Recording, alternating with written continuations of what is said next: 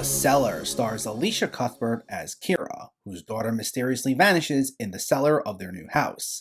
She soon discovers there's an ancient and powerful entity controlling their home that she will have to face or risk losing her family's souls forever. This is written and directed by Muldowney, and it hit Shudder earlier in April, and it's one of those films that makes me feel like a broken record when discussing the film Shudder picks up as original releases. Similar to many of their other films, it's well acted, with a solid performance by Elisha Cuthbert, who's a welcome sight to see here. It's got some solid atmosphere created by director Muldowney, and it has a cool premise that could make for some delightfully gonzo thrills, as it deals with demons, possessions, and supernatural beings of all sorts. But similar to many of the films we've gotten on this platform, what results is a fairly generic, by-the-numbers horror movie with a fairly slow pace that fails to capitalize on its potential. While its premise is admittedly not the most original out there, you can still do a lot with a horror film that centers on things such as possession, even if it just offers some good old-fashioned haunted house thrills. But while this isn't the most sluggish of horror films out there, it's still not one that looks to regularly engage with audiences. It has a few sequences that are put together well enough, and at a mere 94 minutes, it doesn't necessarily overstay its welcome, but in its reliance on atmosphere and almost nothing more, with an approach that's a bit more restrained than it should have been, it gives the film a rinse and repeat structure of supernatural entities popping up,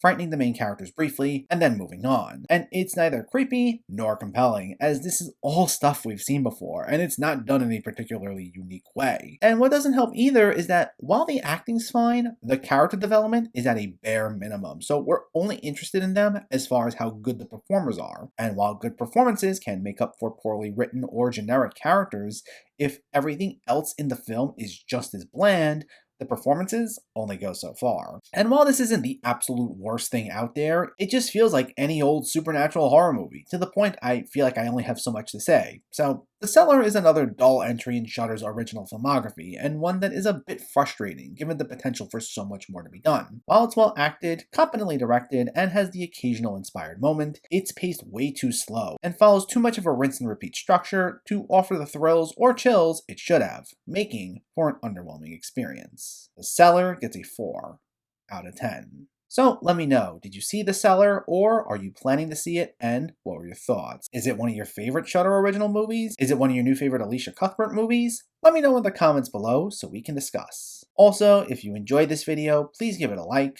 and share it, and for more movie reviews and film discussion, please make sure to hit that subscribe button to stay updated. Thanks for watching everyone, and keep having fun with film.